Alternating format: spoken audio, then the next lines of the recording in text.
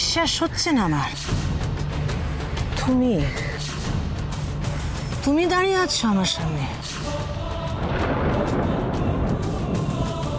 Am I dreaming? স্বপ্ন দেখছি নাকি আমি? সেটা আমি জানি না, কিন্তু তোর চোখে আমি স্পষ্ট ভয় দেখতে পাচ্ছি। ভয়? শুধু শুধু তোমাকে ভয় পেতে যাবো কেন আমি? কারণ আমার এভাবে ফিরে আসাটা তোর হিসেবের মধ্যে কোনোভাবেই ছিল না, তাই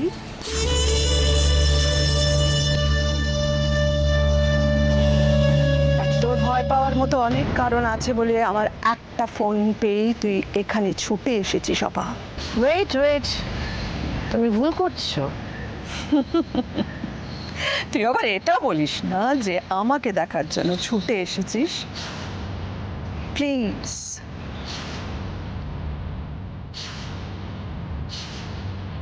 তুই যাই বল না কেন, তোর সত্যি মিথ্যে সবটাই আমি জানি। আমার থেকে আর কে ভালো জানবে অপা? আমি নিজেকে যতটা চিনি, থেকে থেকে আমি তার থেকে তোকে বেশি চিনে ফেলেছি। কে তোকে কতটা চেনে আমি জানি না, কিন্তু আমি জানি স্বার্থের জন্য, লোভের জন্য তুই কতটা নিচে নামতে পারিস।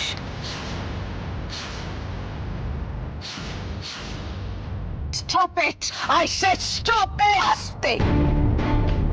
সত্যি কথাগুলো শুনতে খুব খারাপ লাগছে অপা, কিন্তু এটাই তুই নিজের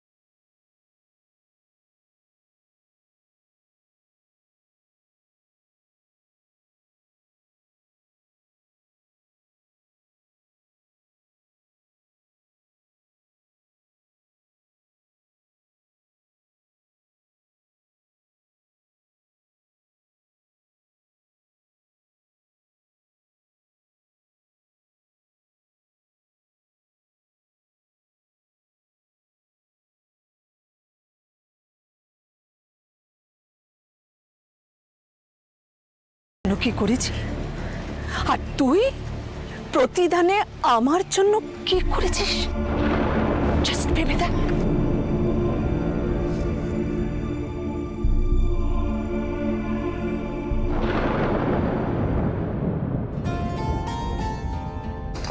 সিধু,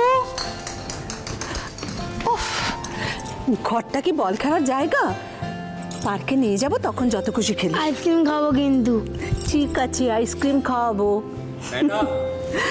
হ্যাঁ হরি, গাড়ি রেডি আছে, আপনি বেরোবেন তো? এক্ষুনি যাচ্ছি, তুমি যাও, আমরা আসছি।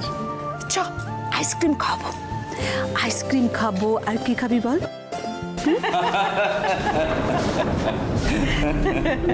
সত্যি তুমি না থাকলে এই প্রজেক্ট কিছুতেই আমি পেতাম না। Really I am thankful to you. না, কি বলছো?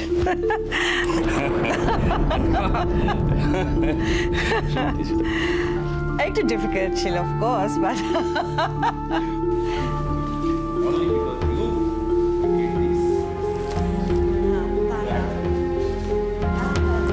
মা, ও মা, মা, তুমি যাবে না? যাবো বাবা। হরি, ম্যাডাম, ওকে নিয়ে একটু পার্কে বেরিয়ে এসো না। আচ্ছা আচ্ছা, চলো বাবু সোনা, আমরা পার্কে যাব, আইসক্রিম খাবো, নানান মজার মজার জিনিস করবো। হ্যাঁ মা যাবে না? হ্যাঁ, না, তা না, না। Thank you Aparna, thank you very much. তুমিও তো আমাকে শিখিয়েছো অনেক কিছু। শিখিয়েছি, কিন্তু তুমি না থাকলে এই অ্যাসাইনমেন্ট আমি কিছুতেই পেতাম না।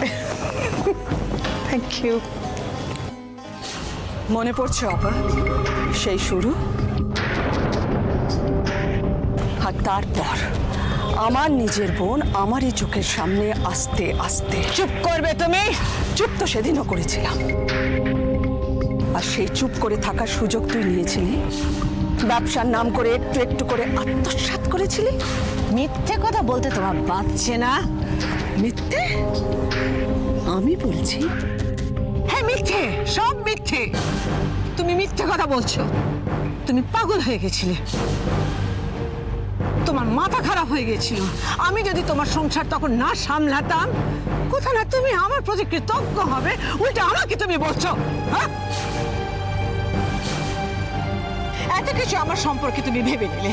এটা তো কোনোদিন ভাবনি যে তোমাকে সামলাতে গিয়ে, তোমার ওই সংসারটাকে সামলাতে গিয়ে আমার স্বপ্ন, আমার শখ, আমি সমস্ত কিছু স্যাক্রিফাইস করেছি। নিজে কি হারিয়েছো সেটাকেই তুমি বড় করে দেখছো। আসলে স্বার্থপর হচ্ছ তুমি। উনি যা বলছেন সেটা কি সত্যি? অপলা রায়ও স্যাক্রিফাইস করেন?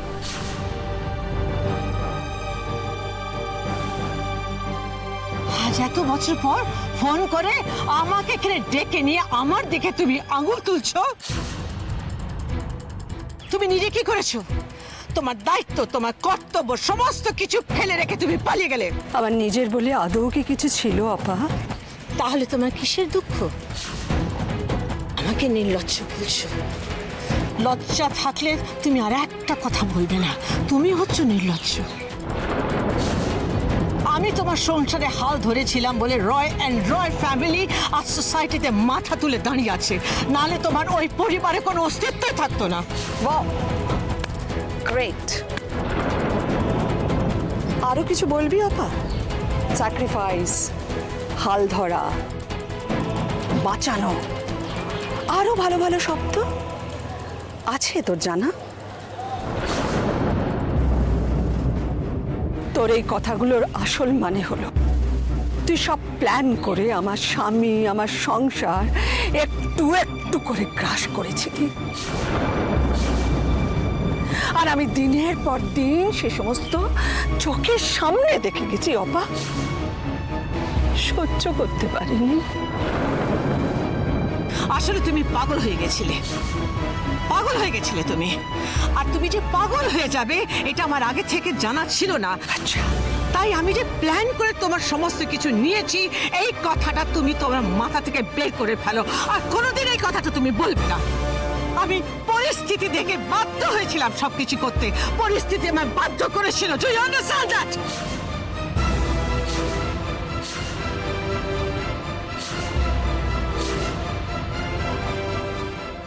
এই ডিলটা হয়ে গিয়ে রয় অ্যান্ড রয় কোম্পানি আরো এস্টাবলিশড হয়ে গেল। তুমি যখন আছো আমি জানি যে এটা সাকসেসফুল হবেই, কারণ যবে থেকে তুমি আমার বিজনেস জয়েন করেছো রয় অ্যান্ড রয় শুধু এগিয়েছে। Thanks Apala, thanks. Thank you. এটা কি সব আমার নয়? ও অফকোর্স। বাবু, হ্যাঁ, ম্যাডামের শরীর খুব খারাপ। কেন, কি হয়েছে?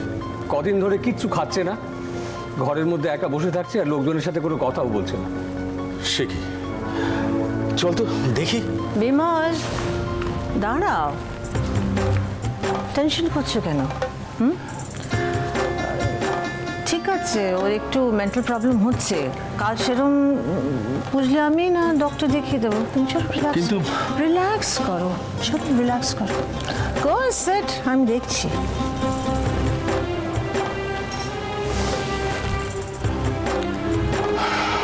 হরি, তোমার এখন আর কোনো কাজ নেই, ঘরে যাও।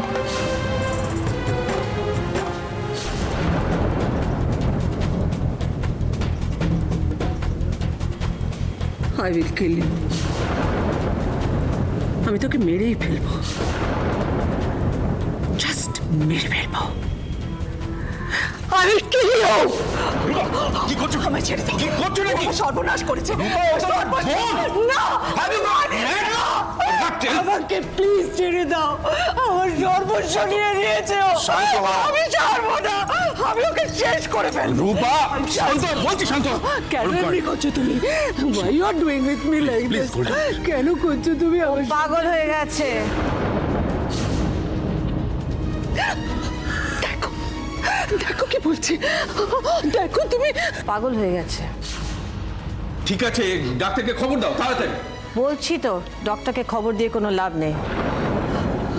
ওকে অ্যাসাইলামে পাঠিয়ে দাও।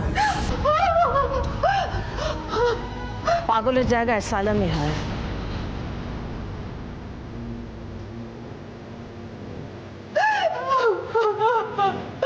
কেন? Just tell me.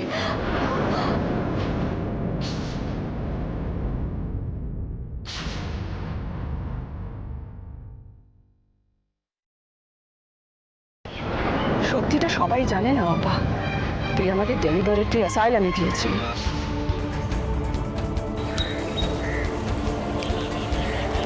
বাড়িতে একটা পাগল রেখে সংসারটা সামলানো আমার পক্ষে সম্ভব ছিল না। আমার সংসার ভেঙে সংসারের দোহাই দিচ্ছিস তুই? একটা সুস্থ মানুষের পক্ষে একটা পাগলের সঙ্গে ঘর করাটা খুব কঠিন, বুঝেছ? আর তোমার ভাগ্য ভালো যে রাস্তার কোনো মেয়ে না, তোমার বোন, তোমার আপন বোন তোমার সংসারটা সামলেছিল। তুই শুধু নিজেরটা দেখেছিস আপা। অ্যাসাইলামের অন্ধকারে আমি যখন আমার স্বামী সন্তানের জন্য দিনের পর দিন ছটফট করেছি, সেই সুযোগে তুই আমার স্বামী সংসার আস্তে আস্তে করে গ্রাস করেছিস। শুধু নিজেরটাই ভেবেছিস তুই। সো মিন। তুই চেয়েছিলি অ্যাসাইলামের অন্ধকারে আমি তিলে তিলে মরি। তোমার মরার কথা আমি ভাবিনি, তবে এটাও ভাবিনি যে তুমি কোনোদিন সুস্থ হয়ে ফিরবে। কি করে ভাববি বল? তোর হয়তো এখন অনেক ক্ষমতা হয়েছে, কিন্তু সেই ক্ষমতা দিয়ে তো কারোর ভাগ্য তুই পাল্টাতে পারবি না। আর সব থেকে বড় ব্যাপার হলো, যেটা তুই চেয়েছিলি সেটা হয়তো ভগবান জানেনি, তার হয়তো অন্য কোনো ইচ্ছে ছিল আপা। সেটা কিরকম শুনি? সব একদিনে শুনে ফেলবি। অনেক দিনের হিসেব এত সহজে মিটবে? জেল থেকে ফিরে অনেকের সংশোধন হয় শুনেছি, আর সাইলেম থেকে ফিরে এতটা উন্নতি, এক্সেলেন্ট। অনেকটা পাল্টে গেছো তুমি। পাল্টে গিয়েছিল, রাইট, বদলে গিয়েছিল। সাইলাম থেকে ফিরে এসে দেখি আমার ঘর নেই, সংসার নেই, সব তো। আমার ব্যবসা তোর, আমার সম্পত্তি তোর, আমার সিদ্ধার্থ তোর, তোর বাবা।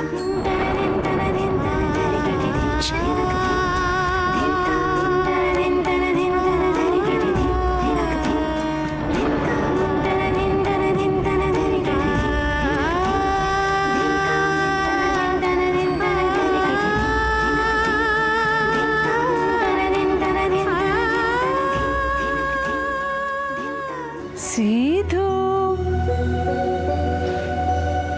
আয় আয় আয়, আমার কাছে আয়। সিধু, সিধু, সিধু, সিধু, সিধু।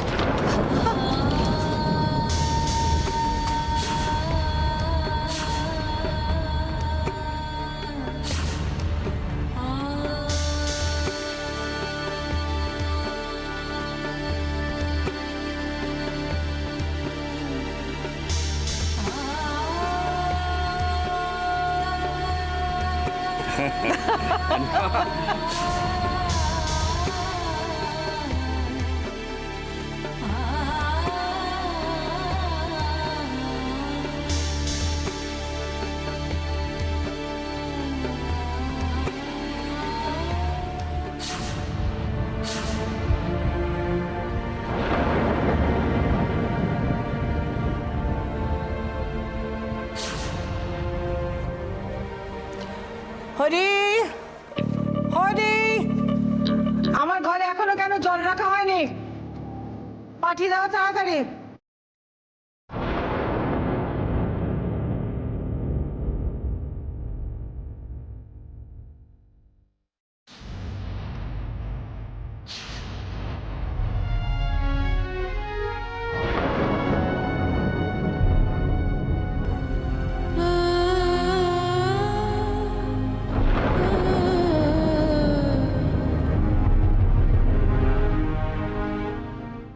এসব আমি কি শুনছি?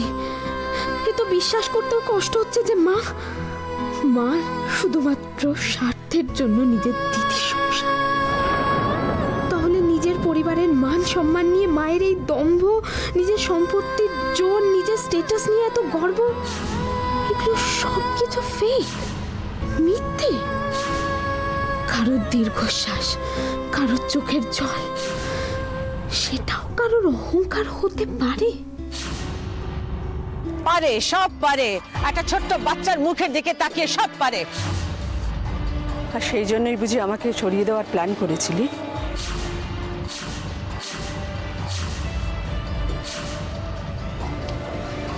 সারাটা জীবন আমি অ্যাসাইলামে থাকলে তোর কিচ্ছু যেতে আসতো না, কিন্তু আমার ফিরে আসাটাই তোর কাছে সমস্যা হয়ে দাঁড়িয়েছিল।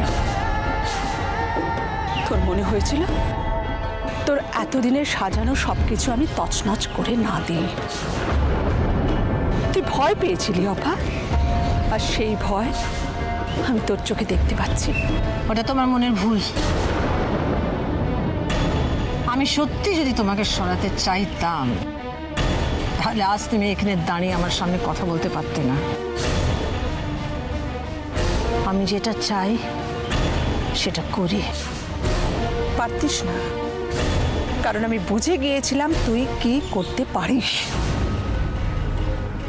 আর সেই জন্য সব কিছু ছেড়ে রাতের অন্ধকারে গা ঢেকে আমি চলে এসেছিলাম।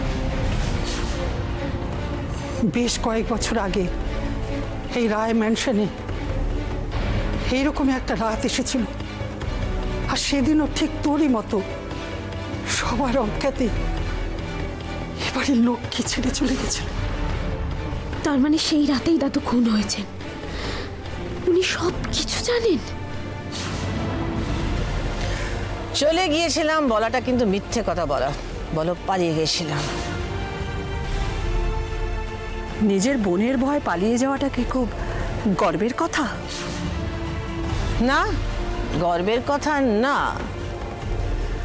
সেদিন পালিয়ে গিয়ে বেঁচে গিয়েছিলে। আজ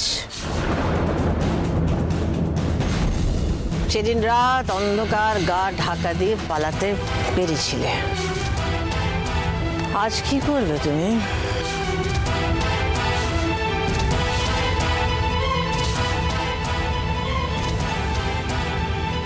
আজ তো সেসব কিছু নেই।